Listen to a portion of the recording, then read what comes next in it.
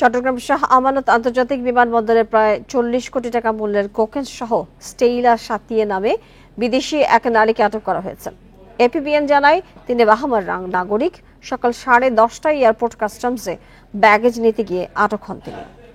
এখন জন্ম সনদ দিয়ে খোলো বিকাশ স্টুডেন্ট অ্যাকাউন্ট। নিজের বিকাশ নিজে কর। গত 12 জুলাই ব্রাজিলের সাও পাওলো থেকে দুবাই হয়ে চট্টগ্রাম আসেন বাহামার স্টেইলা সাতিয়ে। সে সময় তার সাথে কোনো লাগেজ ছিল না। পরে আলাদা একটি ফ্লাইটে তার নামে লাগেজ আসে। যা নিতে সোমবার শাহ আমানত বিমানবন্দরে যান তিনি। গোপন খবরে তল্লাশি চালানো হলে লাগেজের ভেতরে প্যাকেটে মোড়ানো অবস্থায় 3 কেজি 900 গ্রাম কোকেইন পাওয়া যায়, যার বাজার মূল্য প্রায় 40 কোটি টাকা।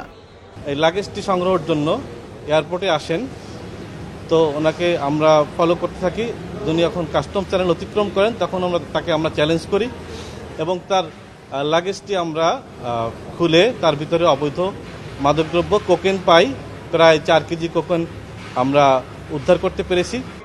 গ্রেফতার স্টেইলারের সাথে এই চক্রে আর কারা জড়িত আছে সে বিষয়ে অনুসন্ধানের পাশাপাশি আইনি ব্যবস্থা নিচ্ছে পুলিশ। আইনানুগ প্রক্রিয়া যেটা হচ্ছে যে আমাদের কোকেন আমরা যেটা জব্দ করেছি, এটা জব্দ করার পরে আইনানুগ প্রক্রিয়ায় নিয়মিত মামলা রুজু করা হবে। তার পরবর্তীতে তদন্ত সাপেক্ষে আমাদের ব্যবস্থা নেওয়া হবে। এর আগে 2015 সালের জুনে চট্টগ্রাম সমুদ্র বন্দরে জব্দ করা হয়েছিল তরল কোকেইনের চালান। অনুপম শীল, ইন্ডিপেন্ডেন্ট নিউজ, চট্টগ্রাম।